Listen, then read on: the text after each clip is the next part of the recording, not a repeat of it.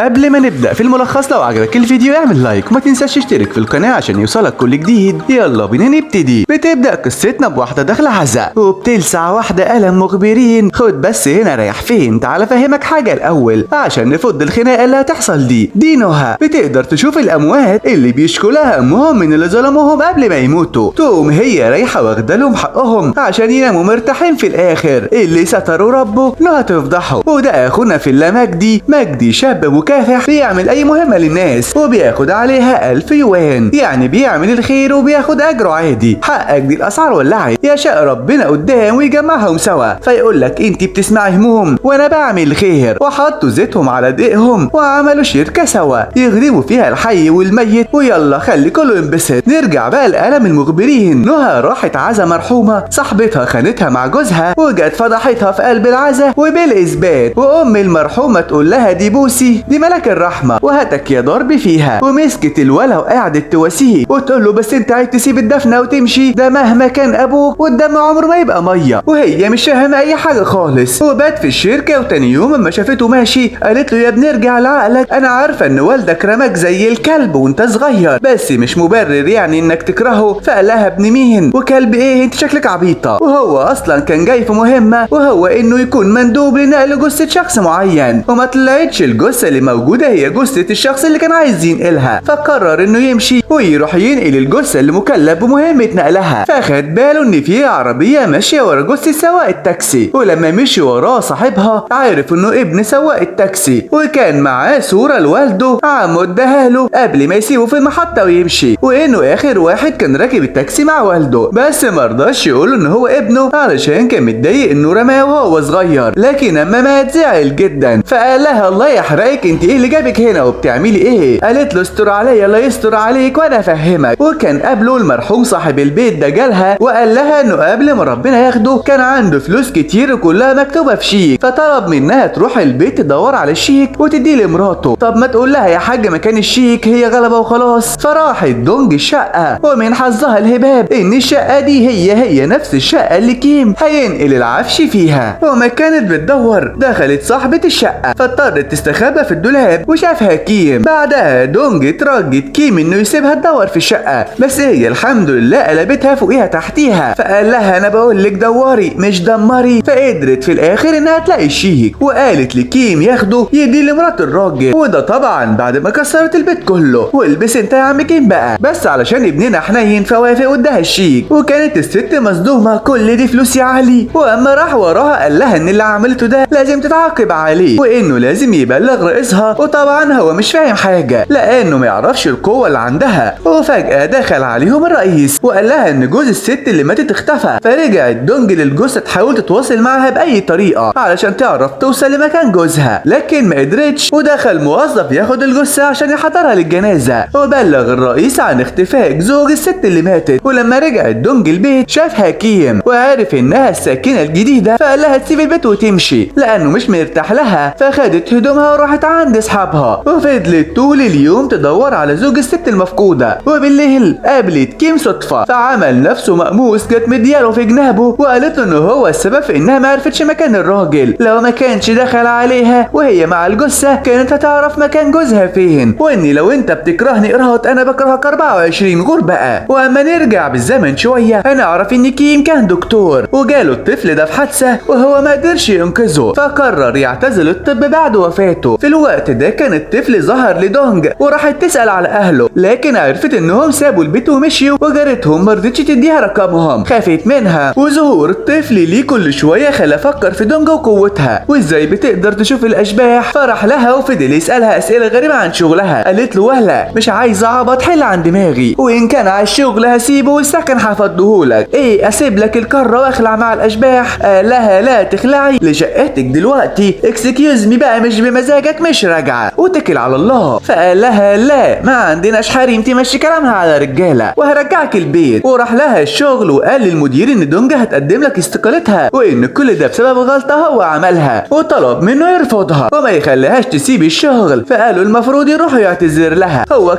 كده مش هيسيبها والله انت رجوله يا ريس. فعرف مكانها من صاحبه الشرطي وتأسف لها وقدر يقنعها ترجع شقتها. وفي يوم كانت دونج بتهزر مع طفل في جنازه جدته، لكن سمع سمعت والدته وهي بتقول له ما تمسكش ايدها لان ايدها معفنه من التعامل مع الجثث. ايد مين اللي معفنه يا حاجه؟ دي انضف من حياتي. فزعل الدونج قوي، لكن اما الحنين بتاعنا عرف اللي حصل مسكها من ايدها وقال لها انا بحب العفانه وهمسكها دايما، وقال لها انها بتعمل شغل عظيم، كفايه ان الناس بتموت وهي مرتاحه بسببها، وطلب منها ما تبقاش جبانه وترد على اي حد يقول لها كلمه تزعلها. فقال لها كيم ان ايديها جميله، فرجعت تاني وخرجوا سوا. فنصحها ما تكتمش مشاعرها وتتعلم ازاي ترد على اللي قدامها. يا ستي لو على ايدك فانا معفن وهمسكها. وفضلوا يشربوا لغايه ما راحت منها خالص. ووصلها كيم البيت، واما صحيت تاني يوم لقته نايم جنبها. قال لها طبعا لو حلفتلك بالله ان ما حصلش حاجه مش هتصدقي. وراحت دونج شغلها تاني يوم، واعتذرت لها الست اللي شتمتها وقالت لها انها ما كانتش تقصد. فقالت لها يا ريت ما اشوفش وشك تاني، دي كانت اول مره تاخد حقها من حد. وراحت تقعد مع الكاهن، فكلمها والدها قال لها انه هيجي لها جامعه دلوقتي. يا شتات الشتات يابا الحاج، جامعه ايه وانا وسط الميتين؟ فقامت تجري وكلمت كيم يجيب لها اي حاجه قدامه من البيت تلبسها، عشان طبعا والدها ما يعرفش شغلها ده. فالرجوله بتاعنا جاب لها الهدوم، وما تسالونيش جاب مفتاح الشقه منين. وراح لها، وبعد ما غيرت هدومها الحاج قفشهم. واول ما دونج شافتها افتكرتها لانها كانت شايفاها بتساعد واحد في الشارع قبل كده. ولما سالتها انت تعرفيني، لقيت كيم سابهم ومشي. فدخلت الاكس وراها وقالت له هو انت اما تعمل عبيط ومش طايقني انا كده هحلك؟ لا فكك، انا مثبته فيك لغايه ما ترجع لعقلك ونرجع لبعض. وتاني يوم راح الكاهن لبيت دونج، وهناك شاف خال كيم وقال له انه خال دونج وجاي يزورها، وطلعوا عارفين بعض، وبكده يكون زيتنا في دقنا. وكان الكاهن حابب كيم جدا وعايز دونج ترتبط بيه، فكان كل شويه بيرمي عليهم بالكلام. في الوقت ده كانت الاكس بتاعت كيم ماسكه امها وهاتك يا تهزيق عشان اتجوزت تاني. ايه العيال اللي مش متربيه دي حد يكلم امه كده؟ لكن طبعا امها ولا على بالها، قالت لها انا جايبه لك عريس، وادتها عنوان وتقابلوا فيه. الام مدرسه فعلا، جت متعصبه منها وطالعه مكلمه كيم للامانه حاول يخلع منها بس هي لازقه، وبعتت له رساله في عنوان يتغدوا سوا. فاضطر كيم انه يكنسل ميعاده مع دونج بحجه انه عنده شغل لازم يخلصه، وراح للبومه التانيه. ولان الكذب ملوش رجلين شافته هو والاكس في المطعم واتضايقت منه. في الوقت ده كلمها الظابط وقال لها عايز اقول لك كلمه سر، وفضل يقول لها انه بيحب ضحكتها وكده. قالت له الحمد لله صاحبك قطعها عليا خالص. وشافته بعد كده في الشارع بيساعد ولد. فالضابط طلب من كيم انه يوصل دونج، وهما في الطريق قال لها ما تيجي ناكل احسن انا جعان. جات مدياله واحده يا كداب وسابته العربيه ومشيت. ورجعت دونج شغلها، وبعد ما خلصت كان كيم مستنيها وشافتهم الاكس وهما سوا، وبدات نار الغيره تولع في هدومها. وهما مروحين فهمها انه ما كانش معاها ولا حتى قعد، ده شافها عايزه ايه وخلع. وبعد ما بقوا صافي بلبن حليب يا قشطه فضل كيم متنح لها، تقول له بص قدامك هنلبس في حيطه. يقول لها حيطه ايه؟ معاكي فان ديزل في السواقه. ما كملش الكلمه واتقلب وزرع بصل بالعربيه. فتعورت دونج، قام الحنين بتاعنا شايلها وراحوا ناموا في بيت الجده اللي ساعدوها عشان تموت مرتاحه. هو ما فيش حد بيساعد العايشين انهم يرتاحوا. المهم عرفت هناك انه دكتور واعتزل المهنه دي من زمان. في الوقت ده كانت الحربايه بتقرر خال كيم عشان تعرف مكانه. هو مش محتاجه تقرريه، كده كده ما بيتبلش في بقه فوله. وقال لها على طول. وتاني يوم صلح العربيه ومشوا. وراحت دونج ومعاه حلويات لكيم. ولسه هنقول بسم الله لقيت الاكس بتاعته داخله وبتقوله لو مش عاجبك هقتلهولك. فالبت خافت وقالت لا سلامته بقى، والحلويات على روح المرحوم. وبعدها قالت له الدكتوره انا عارفه انك مش حابب وجودي. طب والله شوافه امشي بقى، بس انا جاي اقول لك انك ما ينفعش تعيش طول عمرك بذنب اخوك اللي مات، ولو يرضيك ان اجيب لك اللي قتله واقتلهولك هعمل كده. فقال لها ان مفيش حاجه هتصلح اللي فات، وبكده يكون الطفل اللي كان ده اخو كيم. وحاول كيم تاني يوم يعتذر لدونج عن اللي حصل، لكنها ما ادتلوش فرصه وسابته ومشيت. وبعدها جه خاله وخده معاه الكنيسه. فقال له كيم انت جايبني في الحر عشان تتكلم عن احزانك، انجز عايز ايه؟ مش عيب تقول لخاله كده؟ طيب في الوقت ده كانت دونج مع الكاهن وبيقول لها ان فاضل لها 9 اشخاص وقوتها تروح، ونصحها ما تدورش ورا ماضي اي راجل عشان هيزعلوا. وتاني يوم كانوا عايزين يقعدوا اكتر، لكن جوزيف بقى مصمم يرجع لوالدته. وهما ماشيين بدا كيم يصورها وشكله كده الحلو وقع في حبها. واما قال جوزيف قدام خالها ان دونج وكيم كانوا عايزين يباتوا يوم كمان، فرح ولكن ام العروسه. وبعدين رجعوا البيت سوا، والولد كيم بقه منشكح من الانبساط، بس خاله الله يخرب بيته سرعهم وطلع لهم زي خازوق وقال له ايه يا عندليب وقعت على بوزك ولا ايه؟ فاتكسف كده وراح قاعد في جنب وقعد يتفرج على صورها. فجه الشرطي وخضه. لا ده انتوا مصممين تقطعوا خلفي قبل حتى ما ارتبط. فقال الشرطي انه بيحب دونج، وطبعا صاحبنا ولا مركز معاه، هو بيفتكر ذكرياتهم سوا بس. وتاني يوم كانت صاحبتنا بتراقب كيم في صمت علشان تخرج معاه في نفس الوقت، وبعدين اخدها معاه ووصلها وراح شغله. وهناك شافته والدة الدكتورة صاحبته، فرجعت تندب لبنتها على انها بتحب واحد زي ده. جت قايله لها بصي انا هريحك خالص، ولمت هدومها وقالت لها ما تجيش جنب كيم، وسابت البيت ومشيت. مش تروح تقعد في فندق، لا راحت قعدت على قلب كيم وفي بيته. فقال لها انه مش فاتحها ملجأ، شوفي لك فندق. بس فضلت لازقاله سبحان الله، بيت ابونا والغرب جايين على دماغ ابونا. فقام سايب لها البيت ومشي. فقامت وراه قال لها بصي يا عسل، لو فاكره انك كده هتقدري ترجعي العلاقات ففكك اللي راح ينشرها. ولما نرجع بالزمن شويه هنعرف ان الدكتوره كانت مع كيم وتحدث اخوه، بس كانت بتنقذ الشخص اللي خبطه. وكان كيم في الوقت ده بيطلب المساعده من اللي حواليه، لكن محدش عبره، وكره المهنه كلها. ومن وقتها وهو مش طايق خلقتها. بس هي ما كانتش تعرف ان اللي اتخبط يكون اخو كيم الصغير. فقال لها انه مش فارق، هي عملت اللي اي دكتور لازم يعمله ومشي. نسكت ونحترم كرامتنا اللي ما بقتش موجوده. لا جت موصله دونج في طريقها، وبكل بجاحه قالت لها ان كيم حنين مع الكل وما بيحبش يكسب حد، وانها راجعه علشان ترجع العلاقات. يا ريت عقد ايجارك يخلص بسرعه عشان انا جاي اسكن في الشقه اللي انت فيها، ما تكتبي على الولد بالمره. ايه يا بنتي جايبه كرامتك من سوق الجمعه ولا ايه؟ ورجعت شغلها وهي متضايقه، وكان عندها جثه جديده وكانت مريضه، وما كانتش بتقدر تخرج ولا بتعمل اي حاجه من اللي في سنها بيعملها. وكانت حمل كبير على والدها ووالدتها عشان مصاريف علاجها، وكانت مبسوطه انها ماتت لان ده راحه ليها. طب والله مرحومه بتفهم. فقالت دونج صحيح اللي بيشوف بلاوي الناس بتصعب عليه بلوته. طب يا بنتي مش عايزاني اعمل لك حاجه؟ قالت لها ان رقم خزانتها في المدرسه 52 هتلاقي فيها جواب للشاب اللي بتحبه، وطلبت منها تاخد الجواب وتحطه في خزنته. وعملت لها اللي هي عايزاه وفرقت الحياه وهي سعيده. ويا بختك احنا فيها ومش طايقين نفسينا. بس دونج اتأثرت بكلامها، اما قالت انها ندمت لانها ما عرفتش تعترف بحبها ليه قبل فوات الاوان. فجريت على كيم واعترفت له بحبها. فقال لها انه ما بيحبهاش ولا عمره حس باعجاب من ناحيتها. ليه يا ابني كده حد يرفض النعمه؟ وطبعا عمل كده لانه شايف انه سبب في موت اخوه، فما يستاهلش انه يعيش مبسوط. قنبله تشاؤم. وقبل ما يروح للاكس قابل والدتها اللي عرضت عليه مكان كبير قوي علشان يعمل شركته مقابل انه يبعد عن بنتها. قال لها انه جاي يقابلها بس عشان يقول لها تبعد بنتها عنه، اما المكان ده فاحجزي لي الجوازه الجديده. ولما كلمتها والدتها وقالت لها كده ما صدقتهاش وزعقت معاها وفضلت تعيط. وكانت ليله غبره على دماغهم الثلاثه. وتاني يوم اتعاملت معاه عادي واتاسفت على اللي قالته. يا شيخ انا اللي اسف لك والله. وراحت للكاهن وقالت انه هجرها. هجر مين يا بنتي؟ انتوا ما ارتبطتوش اصلا. بس عموما هو اعمى ما يستاهلكيش يا حبيبه خاله. ولما طلعوا يتمشوا قابلته عروسه جايه تعزمه على فرحها، ونفس العروسه راحت لخال كيم وقالت له انها عرفت شركته عن طريق الكاهن، وانها عايزاه يحضر معاها الفرح كاهل ليها علشان ملهاش لا اهل ولا اصحاب. فوافق، وكانت دونج واقفه وثابت عليها العروسه. فقالت له هروح معاك يا خال واعمل نفسي صاحبتها. وقبلها كان والد دونج جه وساب لها اكل مع كيم، فطلع كيم بالليل يديهولها. وبعدها قال الخال كيم انه هيروح معاهم كتف بس. وطبعا عرف كيم ان دونج رايحه. قال له طب ما تعمل معايا جميله وتروح انت يا خال وخلاص. قال له ما تبقاش بهيم، البت كتر خيرها انها تساعدنا. تقوم انت ترفض؟ فوافق وهو بيتنط. وتاني يوم خرجت دونج تتمشى فقابلها الشرطي وقال لها ان معجب بيها. فقالت له سوري يا الظابط انا بحب حد تاني على الدغري يعني. فجري يعيط لكيم ويشتكي له، لكن وقف عياط في ثانيه لما عرف انه اترقى في شغله. ونعمل موف اون يا جدع. وجه يوم الفرح وراحت دونج على انها صاحبه العروسه اللي مسافره طول حياتها بره، لكن العريس قال لها امال فين حبيبك؟ انا سمعت انه جاي هنا. فما كانتش عارفه ترد لا هي ولا العروسه، لكن دخل الحنين بتاعنا فجاه واظن ما فيش رد اجمد من كده، وعمل نفسه حبيبها. وكان الخوال واقفين مبسوطين اكنه بجد حقيقي الخال والد. وشافهم الاكس بتاع البطله وهم سوا لانه كان معزوم على الفرح، بس ربنا ستر وما قالش حاجه. وهنعرف هنا ان اخو العروسه مات من فتره، وهو اللي طلب من دونج تروح تحضر فرحها عشان ملهاش حد. ودخل الاكس ورا كيم الحمام وقال له بقى اديك فلوس تفركش لي معاها تقوم تشقطها. وبدا يتكلم عن دونج بشكل وحش وانه شغلانتها وحشه وازاي حد يفكر يرتبط بواحده زيها. فتعصب كيم جدا ومسك الولا هتك يا ضرب وفضحوا الدنيا. وكان كيم زعلان ان الفرح باظ، بس العكس حصل والعريس اشتكروا هو ودونج على انهم وقفوا جنب عروسته، واخد دونج ورجعوا البيت، وفضل يوم اتأسف لها على طريقته معاها الفترة اللي فاتت، ومن الاخر كده انا بحبك. كل ده والخواله قاعدين ياكلوا في الشارع وعلى ضوء القمر، يا رب نص روقانهم. وراح لها تاني يوم الشغل وجايب لها ورد واخر دلع، وقالت قدامه انها بتحب الكاكا. نروح نشتريها من السوق؟ لا، نطلع الشجرة ونجيبها من عليها، واما تقع تتكسر رقبتك المحنة هيعالجك. وبعدها طلب خاله منه انه يجي الساعة 7 بالليل ويجيب دونج معاه. في الوقت ده كانت بتحاول صاحبة كيم تشوت الرئيس قصدي تساعده. وبالليل رجعوا الحلوين بتوعنا البيت ولقوا اخوالهم طلعين لهم زي العفاريت. ايه يا جدعان انتوا مصممين تموتونا مسروعين؟ ودخلوا ياكلوا سوا وفضلوا طول الليل يلعبوا. كانت دونج وخالها مقطعينهم، واما خسروا طلب خال كيم منه انه يروح يشتري لهم حاجة يشربوها. قامت الحنين قالت طب ينفع يشيل كل ده لوحده؟ انا هروح اساعده ونعمل قلب كبير يا بنتي. بس على مين؟ خوالهم كانوا قافشينهم بس مبسوطين ان العلاقة بينهم بقت احسن. رجعت دونج بيتها وهي زعلانة جدا لانها ما ساعدتش الطفل، وحاول كيم يكلمها وهي ما بتردش. في الاخر طلبت تقابله بالليل وحكيت له على اللي حصل، وادته الخاتم اللي اخوه كان موصيها تديهوله. وكان الشرطي في الوقت ده مش عارف يعمل ايه وازاي يقول لصاحبه كيم على الحقيقة. وتاني يوم سافرت الجدة، وبالليل راح كيم عشان ياخد دونج، وعرفت منه انه جدته سافرت قبل ذكرى وفاة حفيدها بيومين عشان ما عندهاش استعداد تحضر اليوم ده. وقالت دونج لكيم انها ما شافت اخوه، طلب منها تسأل الضابط هو لقي الخاتم ولا لا. جه يوم ذكرى وفاة اخو كيم وشاف عيلته تاني، فسأل والده لو كان في شاهد على الحادثة اليوم ده. قال له يا ريت كان في حد كان زمانه انقذ اخوك وفضل عايش. وتاني يوم راحوا زاروا اخوه ورجع اهله لبلدهم تاني. وجه الضابط وسلم عليهم ولاحظ كيم انه معهوش جاكيت، فراح اشترى له واحد وقال له انه بيحب. واول ما شافه طلع يجري، فراح الشرطي وراه وعمل نفسه مش عارف حاجه عن الحادثه. وبعدها راح له البيت وفضل يعتذر لهم عن اللي اخوه عمله، وقال لهم ان يوم الحادثه كان مع اخوه وسابه سكران ومشي. ولما جري وراه كان خبط جون وما كانش قدامه غير انه ينقذ اخوه، وقال له انه مستعد يعمل له اللي هو عايزه بس يسامحه. بس هو سابه ومشي وفضل يسكر. وعرفت دونج من صاحبتها اللي حصل فكلمته وعرفت مكانه، ولما راحت له قال لها ان صاحبه الوحيد طلع قتل اخوه. وفضل يسكر لغايه ما اخدته دونج وخاله ورجعوا البيت. وتاني يوم ساب لهم الشرطي هديه ورساله انه ماشي ومش هيرجع تاني. فراح كيم للقسم علشان يشوف كاميرات المراقبه وقت الحادثه، لكن اكتشف ان كلها اتمسحت. وقابل هناك صاحبه وقال له انه كان نفسه اخوه يفضل عايش علشان يشوفه وهو بيتعذب زي ما قتل اخوه. فانهار الضابط من العياط، ولما سالته دونج مين اللي قتل الطفل قال لها ان هو اللي قتله لما كان سايق وسكران، فعرفت انه بيكذب علشان لو هو اللي قتله فعلا ما كانتش هتعرف تشوفه. رفض يقول اي حاجه بس طلب منها انها تخليهم يسامحوه، وطلب منها سجاير. وراحت لكيم وقالت له يسامحه وعفى الله عما سلف يا ابني. ولما قال لها كيم ان الكاميرات المراقبه في اليوم ده اتمسحت شكت اكتر ان يكون في حد ورا الموضوع. وبعدها قابلت الشرطي وادته السجاير. وبعدها شافت حبيبه المرحوم اللي قالت لها ان حبيبها مستحيل يقتل حد وانه طيب جدا، وانها في اليوم ده طلبت من اخو الشرطي انه يصور لها شهاده العربيه بس كان بيكلمها وهو سكران. وبعدها ما سمعتش صوته تاني، فدونج شكها زاد اكتر ان في حد ورا قتل الطفل. وبالليل بعتت حبيبه المرحوم صوره الشهاده اللي صورها لها قبل ما يموت، وكمان عرفتها انها ودتها للشرطه. لكن اخو حبيبها قال لها ان الشرطه رفضت لانها ما بتدلش على حاجه. فراحت دونج تركب في العربيه كيم وقعدت تعرف ان الصوره دي متصوره من الكرسي اللي جنب السواق، يعني اخو الشرطي ما كانش هو اللي سايق. اما قالت الكلام ده لكيم قال لها خلصانه قوي كده، سيبي لي الموضوع بقى وانا هقفش اللي عملها. بعدها راح لصاحبه عشان يطمنه ان مش اخوه اللي قتل جون، وما تظلمش اخوك الف رحمه ونور عليه. تطمن مين يا ريس؟ ده اللي قدامك هو القاتل، فعلا تحميه بظهرك يديك على قفاك. وقتها كان صاحب كيم بيفتكر يوم الحادثه وان هو واخوه اتخانقوا سوا قبل ما يركبوا العربيه، وكان الشرطي هو اللي سايق وجنبه اخوه. وفي الوقت اما كانوا بيتخانقوا سوا الشرطي خبط جون واخوه اغمى عليه، فنزل شال اخوه وحطه مكانه واخد الكاميرات بتاعه المراقبه اللي في العربيه وشال الفرامل الايد عشان عربيه اخوه تلبس في الحيطه. وبان قدام الكل ان قتل جون هو اخوه، لكن الحقيقه ان الشرطي هو القاتل. ده انت طلعت اخبث من واحده اعرفها. وبعدها راحت دونج لخالها وقالت له انها شاكه في الضابط، وكان الضابط سامعها وبيفتكر في طفولته لما كان والده بيضرب امه كتير قدامه لغايه ما في مره قتلها قدام عينه، وكان هيقتله هو كمان بس اخوه الله يرحمه ويبشبش الطوبه اللي تحت راسه هو اللي انقذه. جوازه، وبكده نتأكد انه مريض نفسي وعنده عقدة. وفضل الضابط مراقب دونج لغاية ما قدر يخطفها، وسألها عرفت السجاير اللي بيجيبها اخوه منين، فقالت له انها قابلت اخوه جه خانقها وكان هيموتها، بس فجأة رجع لوعيه وفضل يتأسف لها. في اللحظة دي دخل كيم عليهم وطلب الدونج منه يجري وراه ويمسكه لانه القاتل، وقدر يهرب من كيم بس ندم على اللي عمله وافتكر ذكريات طفولته فقرر ينتحر. لكن كيم لحقه في اخر لحظة. ايه عايز تموت بالسهل كده؟ لا اجمد كده. قدامنا محاكم واقسام وحبس لسه، وفعلا قبضت عليه الشرطة. فراحت له دونج بالليل وقالت له ان اخوه سايب له رسالة معاها، وهي ان مش انت السبب ان يكون حد وحش وينساه هو ووالده وكل الذكريات اللي عاشها ويعيش حياته بقى. وكمان سمع كل الكلام اللي انت قلته اخر مرة لما كان في الغيبوبة. عارف بقى عزيزي المشاهد الناقص ده قال لاخوه ايه؟ هقول لك عشان انا فتان. قال له يا ريت تموت وتروح في داهية بقى عشان القضية تتقفل ويقدر يعيش حياته مش قلقان. ده الدم مش بقى مية، ده انت عملت عصير وشربته. بس عمل حاجة صح وقال لها على مكان الكاميرات اللي فيها حقيقة اللي حصل يوم الحادثة، واللي اول ما شافها البطل انهار واكتئب ودخل قفل على نفسه الأوضة ومبقاش بيكلم حد ولا حتى دونج لغاية ما في يوم اخوه الصغير الله يرحمه ويحسن إليه جاله وقال له جرى ايه يا عم كيم؟ انت هتفضل منكد على خلق الله كده طول المسلسل ومفرفش بقى وعيش حياتك وانا مبسوط في الاخرة. دي الاسعار في الدنيا ولعت يا شقيق. فابننا قرر يخرج ياخد دش سخنة ويرجع لحياته تاني. مرحب برجوعك يا ابو الكماكم. وبكده يكون فاضل حالة واحدة بس لدونج. فقال لها خالها ما تخلصي العادات هقولك على السر اللي في ايدك، وكان بيخليكي تشوفي الميتين بمجرد ما تلمسيهم. فرجعت البيت لوالدتها تطمن عليها، لقيت 3 فلبينيات في سن ال30 بيروقوا يطبخوا ويمسحوا، وطلع دول كيم وخاله ووالدها. وبعد 50 كرومبايه و30 برطمان خيار مخلل قال والد دونج الكيم انت خلاص بقيت جوز بنتي. جوز بنتك ايه بقى؟ ده انا لو عبد السفراجي مش هتخليني اعمل كل ده وتحكوا سوا. وبالليل كلمت الدكتوره كيم وقالت له انها عايزه في حاجه مهمه، ولما راح لها قالت له انها هتسيب البلد كلها وتخلع. ابسط يا عم بس ادته هديه سماعه، وطلبت منه يرجع لمهنته كدكتور تاني ووافق. بعدها كانت دونج بتكلمه فشافت والدها ماشي جت رايحه وراه وعرفت انه بيشتغل شغلانات تانيه غير بتاعته، فزعلت منه واتخانقت معاه بس حست بتأنيب الضمير من ناحيته. فقررت تسيب شغلها وترجع لبيتها اولى بيها. عين العقل يا بنتي والله ونعم التربيه. وكمان هتكلم ابوها تصالحه على اسلوبها المعفن اللي اتكلمت بيه. وطلعت شقتها وكلمت والدها اعتذرت له وقالت له بقول لك يا حاج معجون السنان بتاعي خلص بس مكسله انزل اشتريه، فهلم هدومي واجي اقعد معاك واستعمل معجون السنان بتاعك. فقال لها تنوري يا دبه. وعلشان ما تزعلش قرر يسيب وظيفته بس هيفضل فيها لغايه ما يلاقوا حد تاني. في الوقت ده كان الحاج في شغله وواحده حامل اتزحلقت وكان في حاجه تقع فوق دماغي، فعلشان ينقذها وقعت الحاجه فوق هو. وحست دونج في اللحظه دي ان في حاجه وحشه هتحصل. في الوقت ده رن عليها واحد من تليفون والدها وقال لها انه مات، وبكده يكون اخر جثه هتشوفها هي جثه والدها. ونهارت دونج من العياط. طب انا بعيط ليه دلوقتي بقى؟ دخلت دونج عشان تودع والدها اللي قال لها انه ما يعرفش ان شغلها صعب قوي كده، وطلب منها تعيش حياتها وتتجوز كيم لانه شخص كويس وبيحبها والاول مره تحب شغلها علشان خلاها تشوف والدها لاخر مره. وفضلت مع والدها تلت ساعه وانتهت القصه. واتمنى القصه تكون عجبتكم. تزوروني في الملخصات اللي جايه لايك وفولو اللي جاي كتير.